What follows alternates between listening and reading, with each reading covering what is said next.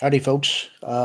Before I get started, I wanted to offer an apology for being away for a bit. I did have somebody reach out to me to make sure that I was doing okay, and I figured I'd better offer a bit of an explanation. The answer was actually no, recently I haven't been doing okay. Uh, for a couple of months, I've been having some discomfort that without getting into any of the details, I was kind of just living with, hoping that it was going to go away. Wasn't really quite sure what it was. Uh, and then here in the last few days, especially, it suddenly went from discomfort to being pretty darn painful. And I have been meeting with doctors over the last couple of months to try and figure out what's going on. They'd given a few tentative diagnoses, but I was waiting for a scan to be ordered and to get through my insurance to try and figure out what was going on. And when things progressed and became painful, I went into the doctor again, and they kind of said, "Okay, we're going to start you on a course of antibiotics." And once I finally got those, I'm not 100% yet. I don't have a 100% confirmed diagnosis of what's going on yet, although we have a tentative one. I can tell you that in the last 2 days of taking these antibiotics, I'm feeling about at least 50% better than I have been. So I think we're on the right track. I don't want to get into any more of the details than that because it's honestly boring and you're just wanting to hear a story. So I do want to thank friends and family and people who were aware of what was going on. I had lots of people offering prayers and support, and all of that has been very helpful. I'm appreciative of every one of you. I'm sorry I've been away. Hopefully, I can be a little more consistent going forward. Anyway, with that out of the way, let's get on to chapter 23. This is the penultimate chapter of this book. There are only, I believe, 22 pages left to go. We'll be covering 12 of them in this chapter, and then we'll be on to the final chapter in the next book. So hang on to your hats. Chapter 23. This time, the alarm didn't come in the middle of dessert. It came instead in the middle of the night. Wedge jerked awake, hand flailing for a cutoff switch that wasn't where it was supposed to be. His knee twitched to the side, coming up short against something solid, and as the brief stab of pain jolted him fully awake, he remembered where he was. As per orders, and one of General Bella Bliss's hunches, he and the rest of Rogue Squadron were sleeping in their X-Wings. From the sound of the alarm still blaring away, the General's hunch had apparently paid off. He slapped at the alarm switch, hitting it this time, and keyed the comm. "Antilles!" he snapped. "Full scramble," Commander Paris's voice snapped back. "We've got a panic call in from Bathawui." "Terrific," Wedge muttered, hitting his engine pre-start. "Trust the Bothans to ruin a good night's sleep." "Okay, rogues, you all heard the man. Let's get him in the air." There was a chorus of acknowledgments, and the whine of engine pre-starts began to fill their corner of the Diatani diplomatic landing circle. Someone wearing a maintenance coverall, a Trinitic probably, though it was hard to tell in the dim light, was lumbering across the field towards the X-Wings, gesturing frantically at his no doubt unauthorized noise. Wedge gestured him back and keyed in his repulsor lifts. "What is it? Another clan building riot?" "Get a good grip on your helmet," Paris said grimly. "According to the Bothans, a Larison attack force is on the way." Wedge blinked. "A Larison attack force?" "That's what they say," the fighter coordinator confirmed. "A full-class war fleet. And don't ask me what their problem is." "Pick one," Rogue 3 grumbled. "There are so many reasons nowadays to hate the Bothans." "Let's not sink to the lowest divisory here," Wedge admonished. The X-Wings were all in the air now, forming up around Wedge as they pulled for space. "Paris, where's the General?" "He's on his way up," Paris said.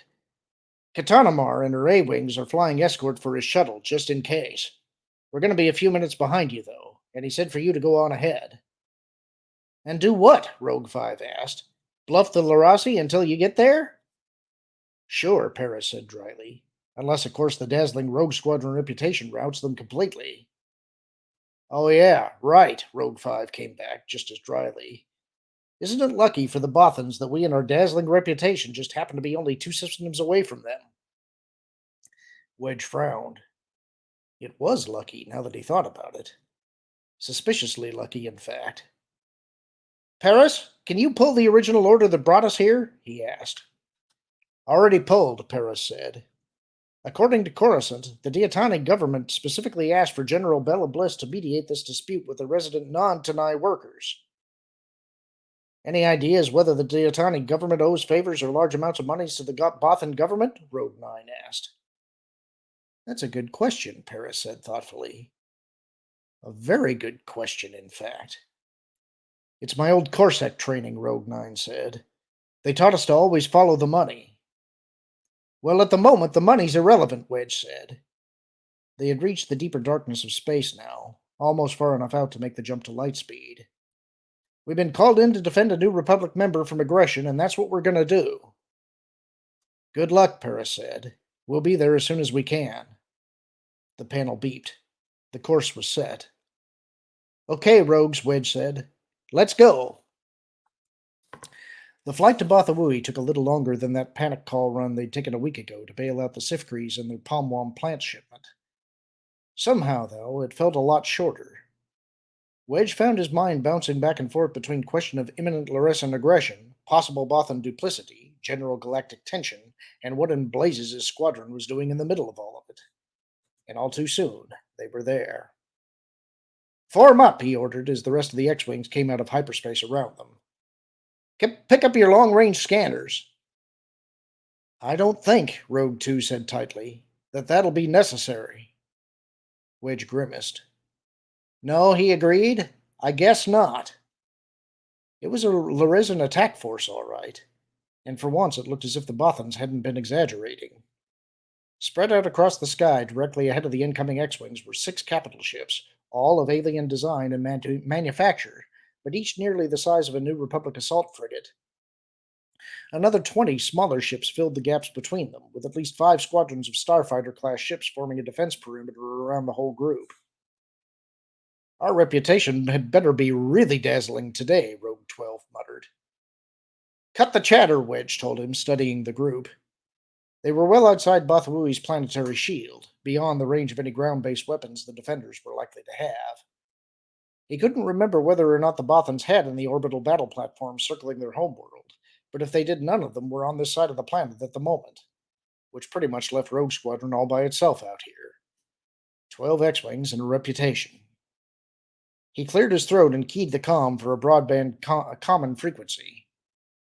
This is General Wedge Antilles and the New Republic Unit Rogue Squadron calling the Laressan Task Force, he announced. You're encroaching without permission on Bothan space. Please state your intentions. This matter is none of your concern, Rogue Squadron, a startlingly melodious voice responded. It is a private dispute between the Laressan and Bothan governments. Wedge glanced at his scanners.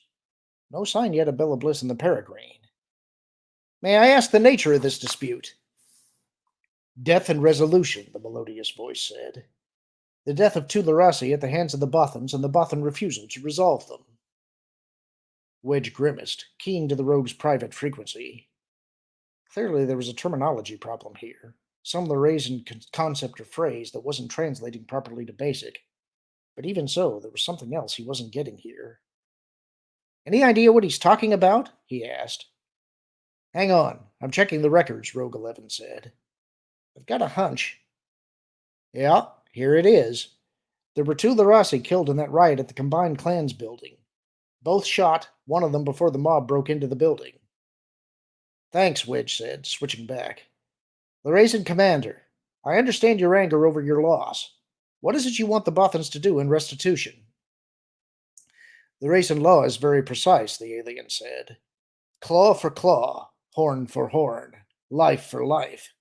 1 guilty for himself, or 10 innocent of his tribe.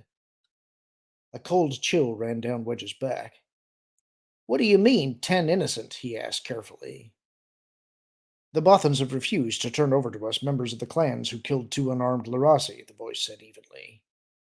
2 lives will thus be paid by 20. So mathematically precise, Wedge thought. But how exactly they thought they were going to pull off such a trick with all the Bothans huddled safe behind their planetary shield? Uh-oh, Rogue 4 said quietly. Vector 36 by 41. Wedge looked. Just coming into view around the planetary horizon behind and beneath them was a small space station. It's a low-orbit, zero-G crystal manufacturing plant, Rogue 4 continued grimly. Moncal design. If I recall correctly, the normal worker complement is 15 to 22. Wedge bit back a curse, keying for private frequency. Intercept course, he ordered. I want us between the station and the Larasi. He switched the comm back as he threw power to the drive. I understand your anger and frustration with the Bothan government, he told the alien commander. But you must understand that we can't simply stand by and permit you to kill innocent people. General Garmbella Bliss will be here soon. Perhaps he can mediate. There can be no mediation, the Larasi said, with a note of finality in his voice. The law is the law, and its demands must be fulfilled. Neither you nor any others will stop us. There was a click, and the conversation was over. Maybe not, Wedge muttered under his breath as he keyed back to the rogue's frequency. But we sure can give it a good try. All right, rogues, time to get serious. Lock S-foils into attack position. He reached for the control. No, Rogue 9 snapped suddenly. Don't lock S-foils.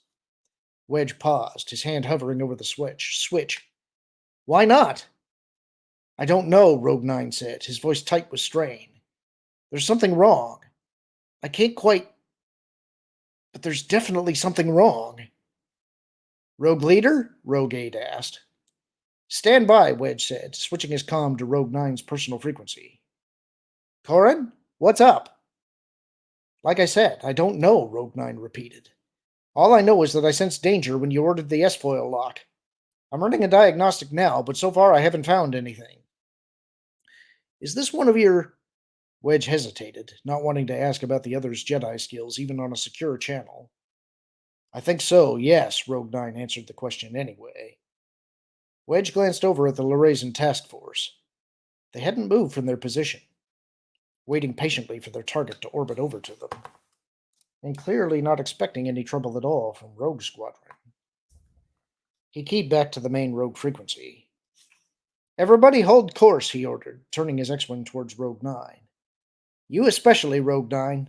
I'm coming in close. A minute later, they were flying in tight parade flight formation, the twin lasers on Wedge's starboard wingtips nearly brushing the underside of Rogue 9's fuselage. All right, he said, easing in another couple of centimeters.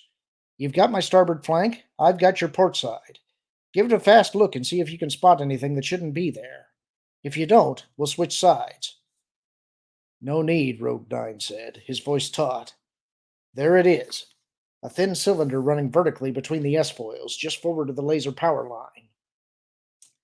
You've got one too, Wedge growled. Now that he knew where to look, the add-on was obvious. 10 to 1, the whole squadron's been booby-tracked. All right, so we don't lock S-foils, Rogue 2 said. We can still fire, can't we? I don't think we should try it, Wedge warned, frowning hard at the innocent-looking cylinder. In fact, Corin, roll starboard a couple of degrees, will you? Rogue 9's fuselage rolled away slowly from him. I was right, Wedge bit out, thoroughly disgusted now. The top of the cylinder's got two branches. One runs into the wing servo line, the other looks like it feeds right into the laser power line. My guess is that either locking or firing will knock out the lasers, or worse. Rogue 12 cursed feelingly. Has to have been those two Larasi and the Deatani maintenance crew who were always hanging around, he said. So what do we do? Try to bluff them? Wedge looked out at the Larazan ships. They were on the move now, starting to form up around the manufacturing station, speeding helplessly towards them. No point, he said quietly. They already know we're out of it. And so they watched helplessly as the Larasi set about quickly, efficiently, and systematically demolishing the station, taking their toll of 20 innocent lives in payment for the guilty. By the time the rest of the Peregrine task force arrived, it was all over.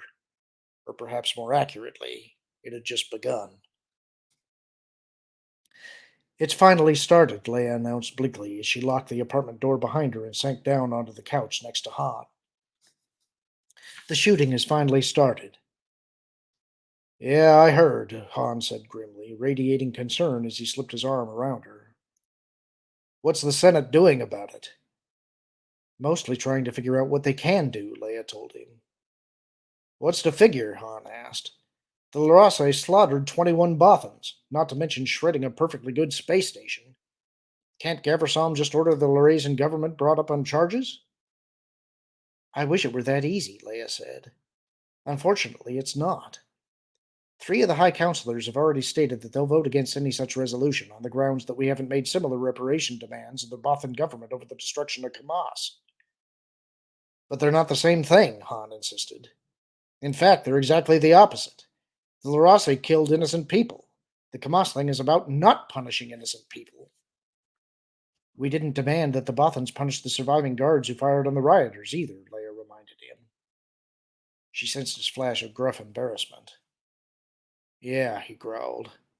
Because of me. Leia squeezed his knee reassuringly. Not just because of you, dear, she said. The Council's position is that the guard's action qualified as self-defense. Unfortunately, not everyone sees it that way. Han sniffed. Clan thinking. Yes, I know, Leia said.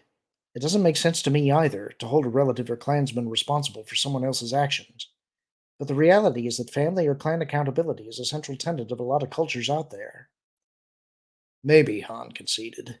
But you still have to slap down the Larase. If you don't, it'll just encourage everyone else who has a grudge against the Bothans.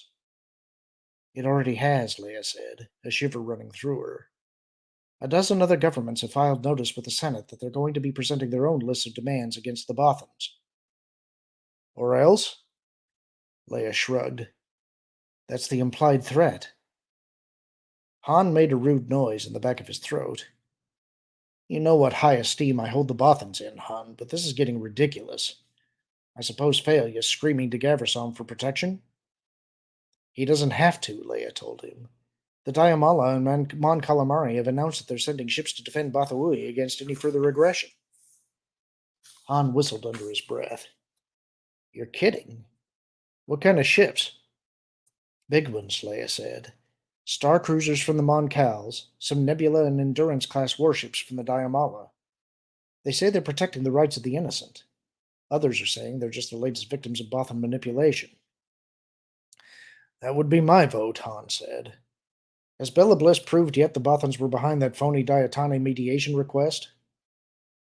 No actual proof, but he personally has no doubts the whole thing was a ruse to keep him and the task force within easy striking distance of Bathui, Leia said, grimacing.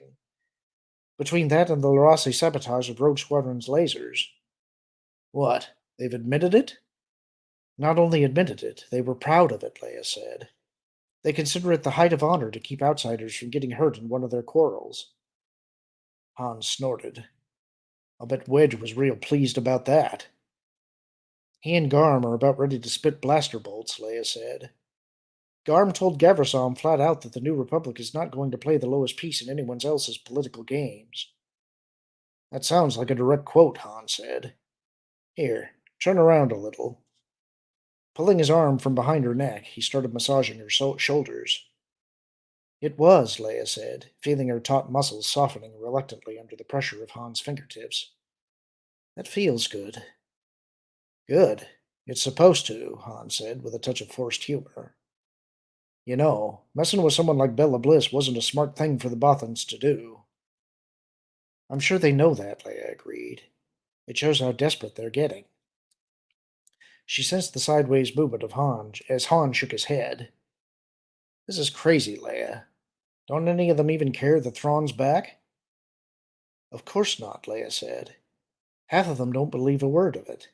They think the Diamala cooked the whole thing up to scare everyone into letting the Bothans off the hook. The other half concede it may be true, but don't see any way the Empire could possibly be a threat to them anymore. Then they're all fools, Han growled. Thrawn's got something up his sleeve. I'll bet the Falcon he does. I agree, Leia said with a sigh. On the other hand, at this point, he almost doesn't have to do anything at all. The New Republic's rapidly degenerating into 100 different armed camps, all polarized around the Kamas issue. Can't the Kamasi do anything to stop it? Han asked. They can't want this.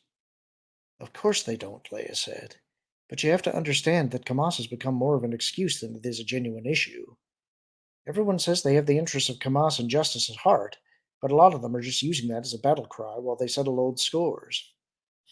Yeah, Han said sourly. So what do we do? Only one thing we can do, Leia said. We have to take the excuse away from them, and that means getting the names of the actual Bothans that were involved and putting them on trial. There was a subtle change in Han's emotions.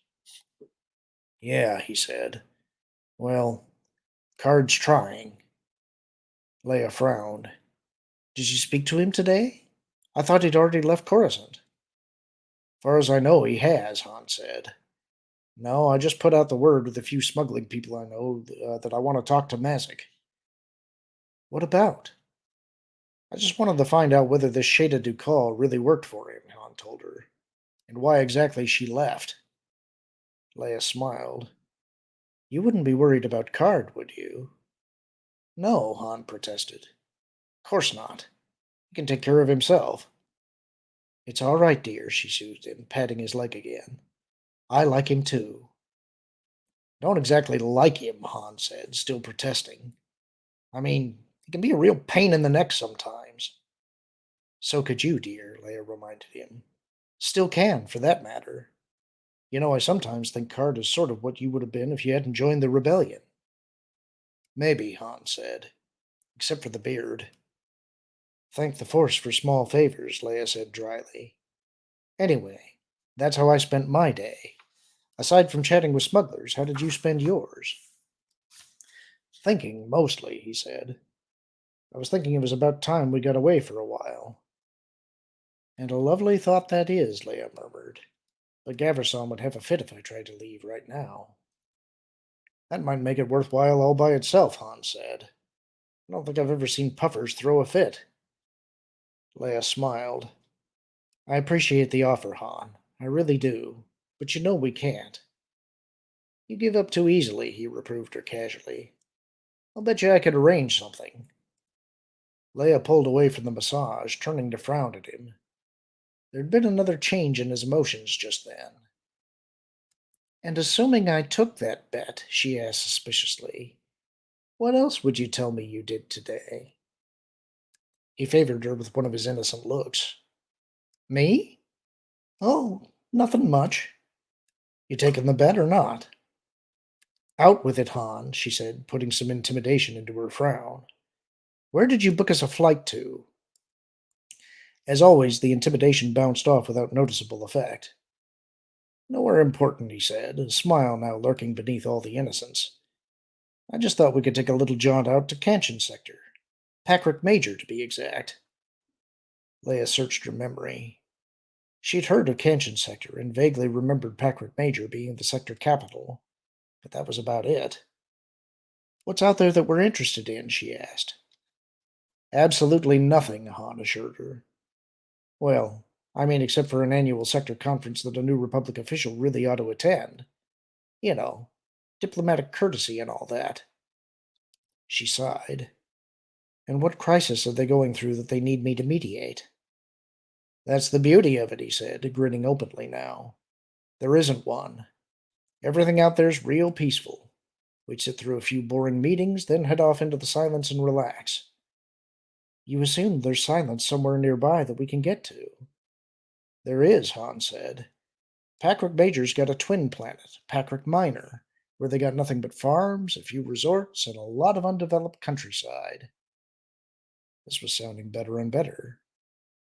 Farms, you say? Fruit and tall grain, mostly, Han said, with a nod. And forests and mountains and all the silence you want. And no one here even has to know that we're going.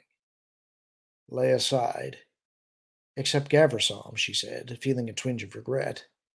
And he'll never approve. Han's grin turned smug. Sure he will. Fact is, I called him this afternoon and set it all up. He loves the idea. She blinked. He loves the idea? Well, maybe he doesn't love it exactly, Han backpedaled. But he's letting us go, and that's what's important, right? Right, Leia said, eyeing him. You going to drop the other glove, or not? Han shrugged. He didn't exactly say it outright, he admitted reluctantly. but I got the feeling he wouldn't mind if the two of us sort of disappeared for a while. Even with Thrawn on the loose? Han made a face. Especially with Thrawn on the loose. Leia sighed, wrapping her arms around his neck. She should have guessed that there would be something like that behind it. Between the Bothan shooting controversy still clinging to Han, and her own support of Lando's unsubstantiated claim about seeing Thrawn, the two of them had become political embarrassments. No wonder Gafferson was jumping at the chance to get them out of the public eye for a while. I'm sorry, Han, she apologized. I always ask that one question too many, don't I? It's okay, Han, he said, squeezing her tightly. We don't have to let them take the shine off this, you know. It was our idea to take a vacation, no matter what they think it is. Leia smiled tightly. You can't throw me out. I quit, she quoted the old joke. Something like that, he said. Anyway, I talked to Chewie, and there's no problem with keeping the kids on Kashyyyk a little longer. It'll be some time just for the two of us. Leia smiled tightly into his neck. You know, that's almost exactly what I told myself when Gaversom sent us to Bothawui, she said. You saw how well that turned out.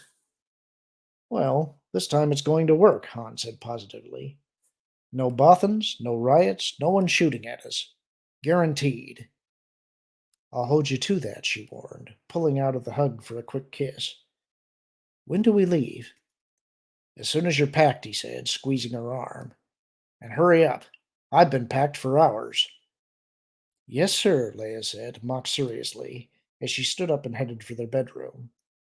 Some quiet, peaceful time away from trouble and controversy. Yes, it was exactly what she needed. The tall grain farms of Packrick Minor. She could hardly wait. That's the end of the chapter. Hope you enjoyed it. Talk to you all soon.